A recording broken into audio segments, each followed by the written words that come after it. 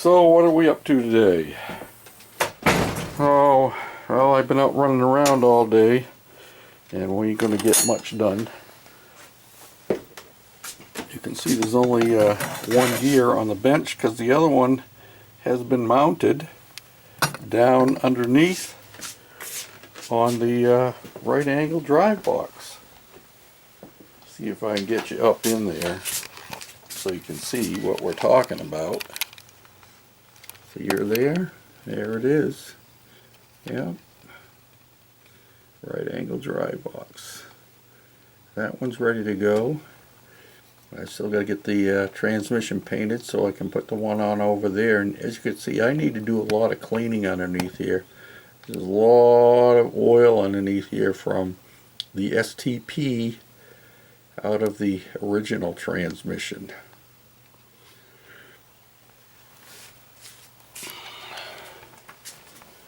Before we do that though, I just got a new hub for my disc brake assembly,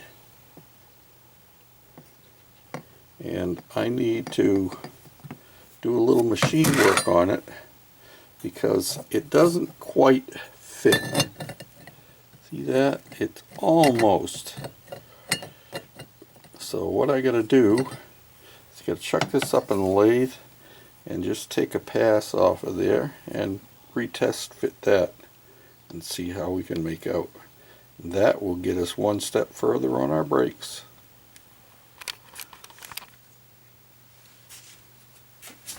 Okay, so I turned this down just a smidgen so that my sprocket, my disc fits on there nicely, and it will go on either way, though it seems for whatever reason, there we go, goes on either way. Now we got to determine which way it's going to go on.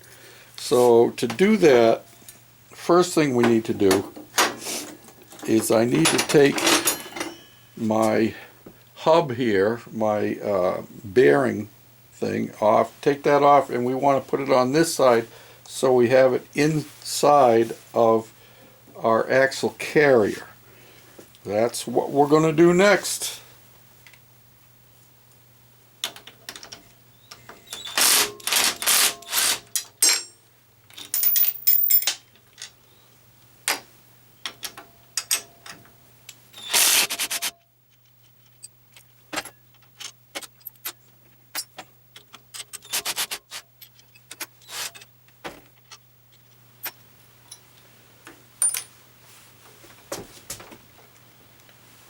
Now comes the problem.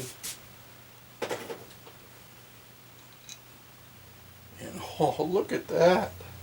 Let me show you something. This is the back side of my bearing. Let me slide you down in here. See what happened here.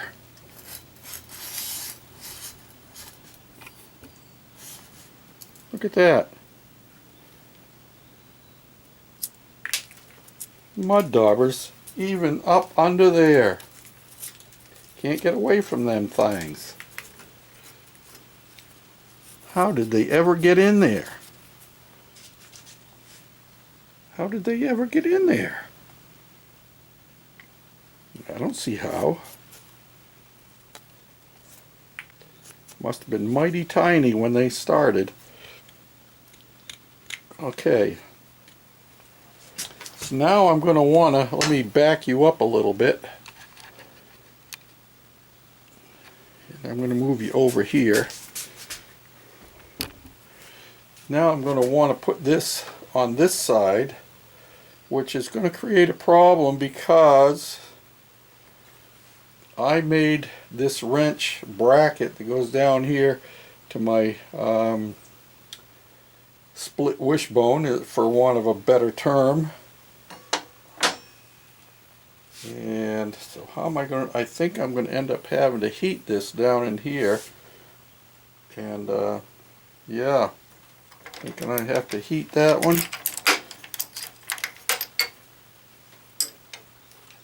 That one's, this one has the bolt is welded right in there.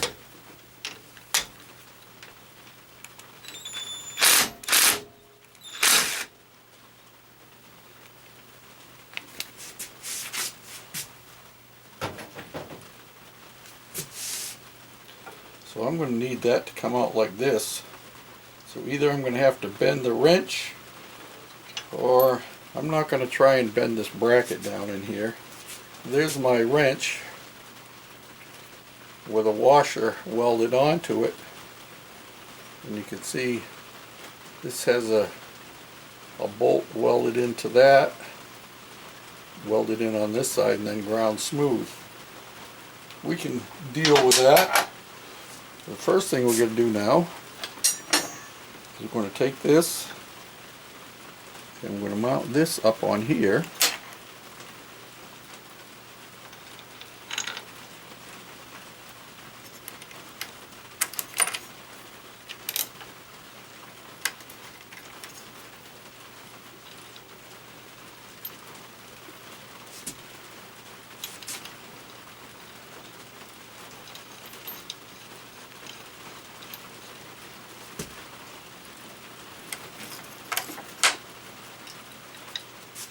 This will effectively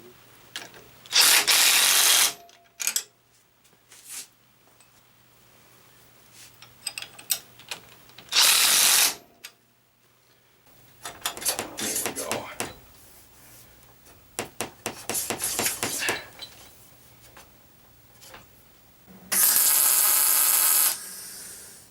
Well, there it is. It ain't the most pretty welding job I ever saw, but I think it'll do the job. There's one side. Let me see how hot this is. Can I pick it up still? Yeah, I guess I can. And there's the other side. It'll suffice, I think.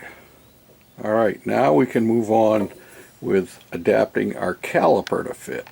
I had mentioned that there would be a space in here between this and the pillow block.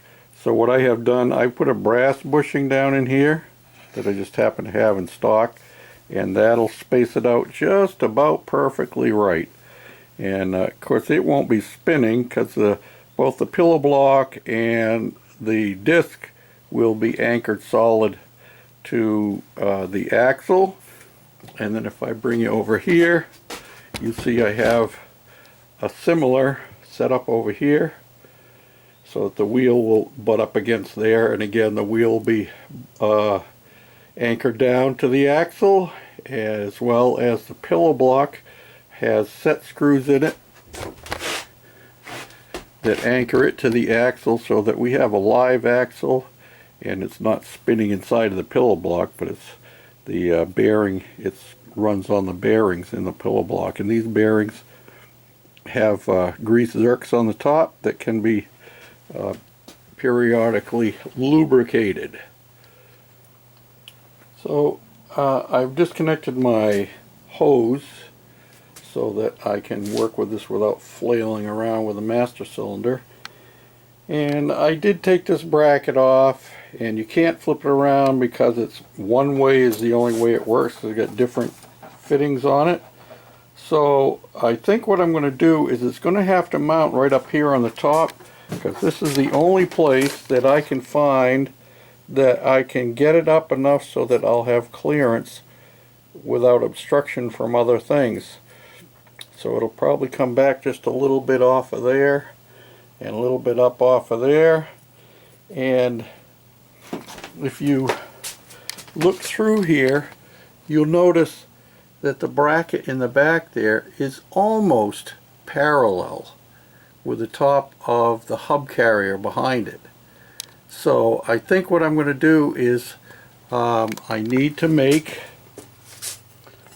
a fitting to go down in here, and I'm going to need to I'm thinking I'm going to use a piece of this steel right here like this, but I'm going to split it across the middle, and so that the square part will be in there where I can mount, and I'll get enough out of this so that I can make it a rectangle.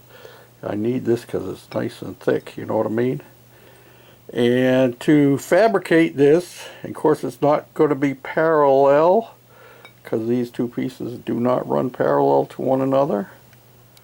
You can see that they're offset. So to accomplish that, we have to do something that y'all have been waiting for a long time, including me. And that is, we'll need to see if I don't even know where it is now. Somewhere in here. Where is it? Somewhere under here. I have my, oh, here it is over here. See what happens when you get old and you don't use things? Yeah, we're going to have to take this puppy out and get this thing set up. And I have gotten some blades for it. So that'll be our next video to carry on with our brake system and carry on with the Goofy cart. Hold on to your hats. It'll be coming soon. Thanks for watching, for commenting, and for subscribing. And I think probably we're going to move this toolbox here from there, and that's where we're going to set up our bandsaw. That's what I'm thinking at the moment anyway. Thanks again for watching, and I hope you all are doing well. We're doing well down here in Tennessee. No restrictions in our part of the area at this point, and no cases of coronavirus. But they're still clearing out the shelves in the grocery stores of all the toilet paper and hand sanitizer. Thankfully, we've got enough to last us a little bit, but it would be nice to be able to get some more again, so we keep looking. May the Lord bless you, keep you, and make his face to shine upon you.